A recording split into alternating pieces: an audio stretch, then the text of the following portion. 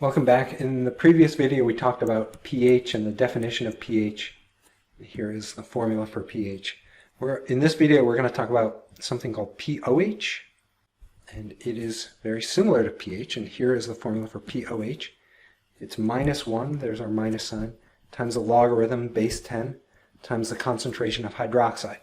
So these are kind of like the opposite sides of the same coin.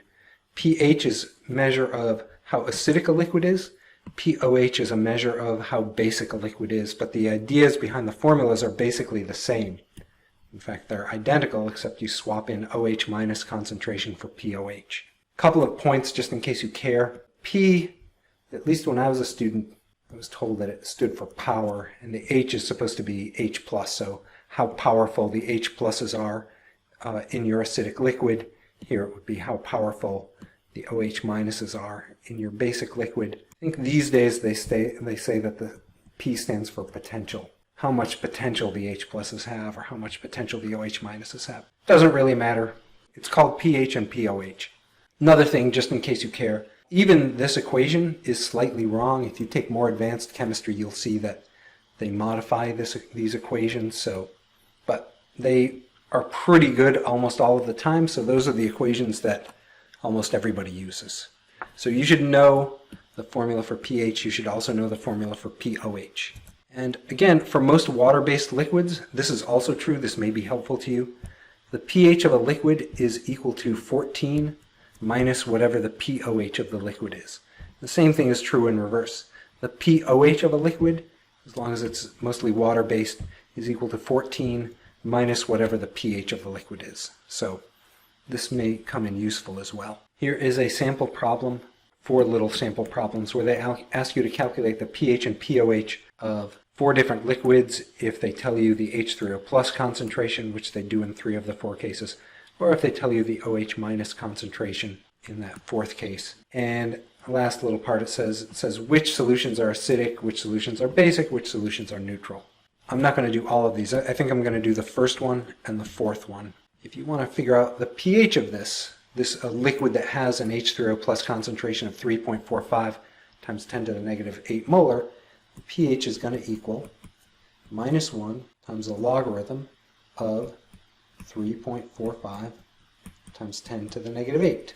And that is equal to 7.462. So I would say that the pH of this liquid is 7.462. And if you wanted to calculate the pOH, the simplest thing to do is say pOH is equal to 14 minus the pH. So that's going to be 14 minus 7.462.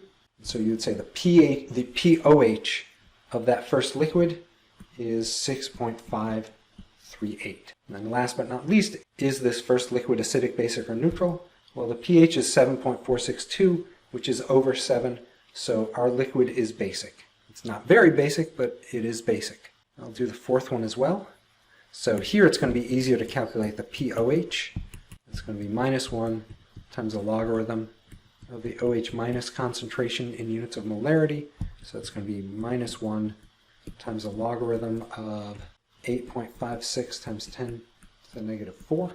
So the pOH is equal to about 3.068. And the pH of that liquid is going to be equal to 14 minus 3.068.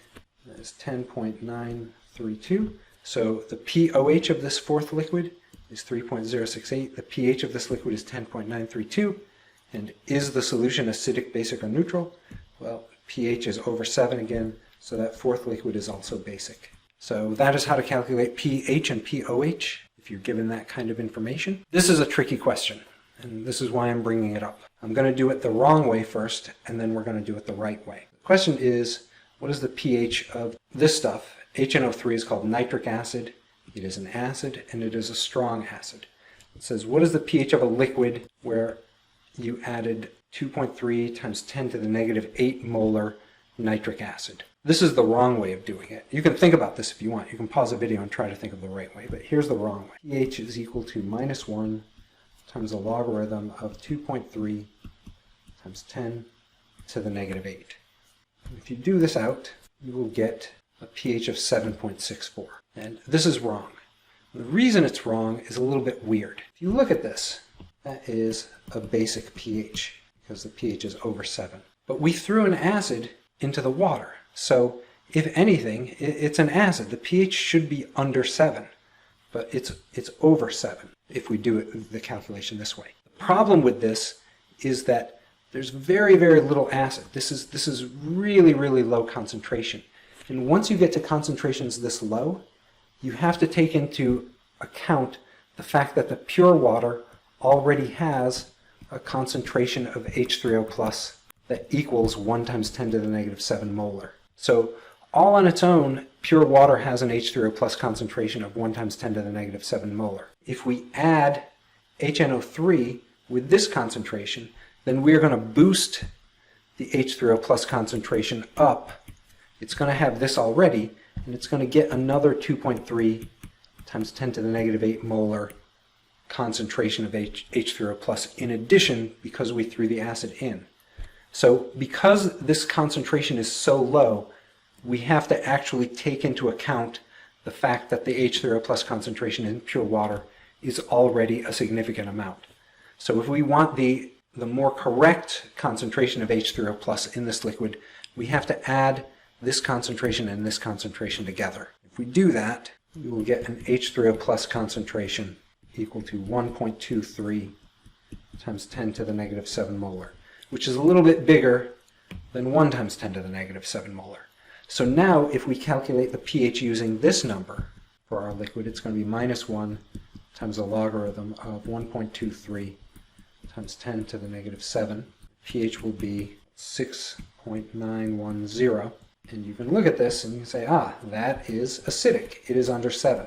So if we add an acid to pure water, we should not come up with a pH that's basic. We should come up with a pH that's acidic. And the only thing that we did wrong in the first calculation is we forgot that the H3O plus concentration of pure water was enough that it's going to influence the pH as well.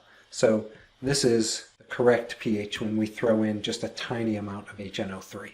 Okay, this is the last sample problem in this collection of videos. Question, or the problem, says your patient has blood with a pH of 7.35.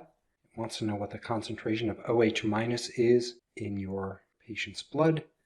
Wants to know what the pOH of your patient's blood is. I guess we might as well jump to this part here. pOH is easy because pOH, if you remember, is going to be equal to 14 minus the pH. So the pOH is going to equal 6.65. Boom, done. Next question is, what is the OH minus concentration?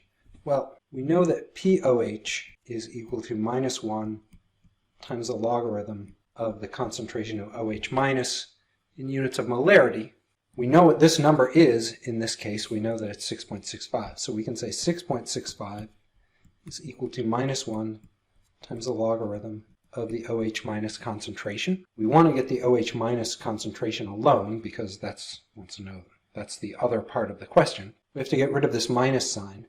So if we divide both sides by negative 1, that minus sign will turn into a positive. It's going to turn this into a negative though, so it's going to be negative 6.65 equals logarithm of the OH minus concentration in units of molarity. Only thing that we need to do now, which looks like a little bit of a pain, is we need to get rid of this logarithm. If you remember from way, way, way back early in the course, there are things called inverse logarithms. And the inverse logarithm of this kind, this is not the natural logarithm, remember, the inverse of this kind of logarithm is 10 to the whatever power. So if we raise both sides, if we do 10 to whatever power on both sides, then on the logarithm side, the logarithm will go away. So what we end up having is 10 to the negative 6.65 is equal to the concentration of OH minus in units of molarity. If you do that out, it's going to equal 2.24 about times 10 to the negative 7 molar. So this is the answer to the first part of the question. What's the concentration of OH minus in the patient's blood? It's about 2.24 times 10 to the 7 molar. If you don't trust this, you can shove this back into the pOH equation. In other words, you could say pOH is equal to minus 1 times the logarithm of 2.24 times 10 to the negative 7. And if you do this out, you should come somewhere close to to 6.65. There's also a more general way that I want to describe this. If you have the pOH of something and you want to figure out what the concentration of OH minus is, the concentration of OH minus is going to equal 10 to the negative whatever the pOH is. And by the same reasoning, if you know the pH of something and you want to figure out what the H3O plus concentration is, H3O plus concentration in units of molarity is going to equal 10 to the negative whatever the pH is. So this is sort of a simpler way of describing what we just did, and maybe you want to commit that to memory or write it down for a quiz or a test, something like that. So that's it for the lecture material. This is a problem set for this week's slides. This one is pretty straightforward. It says it wants to know what the pH is of a solution that has 0.005 molar HNO3. HNO3 is called nitric acid, and it is a strong acid under these conditions. So basically you can assume that all of these H's are going to get donated to water and turn them into H3O+. So you should be able to figure out the pH there. This one is maybe a teensy bit more complicated. We're talking about nitric acid again. It says nitric acid is a strong acid that is completely ionized. That means it donates all of its H pluses to water in aqueous solutions that are dilute, that have low concentrations. It says in more concentrated solutions, part of the nitric acid is present as unionized molecules of HNO3. So what it's saying is when the concentration of HNO3 gets high enough in water, not all of the H pluses are going to get donated. It says, for example, when you have 7.5 molar nitric acid at this temperature, only 33% of the molecules actually donate the H plus to water. That's what that's saying there. And what it wants to know is what is the Ka of HNO3 when the initial concentration of HNO3 is 7.5 molar. And so there you go. That one might be a tiny bit more difficult. But take a crack at it. See you, I don't know, at some point in the future.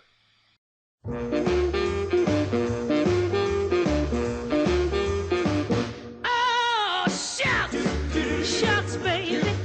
Just made this my happy day. I've been biting on my nails, pulling out my hair. I just found out how much you get.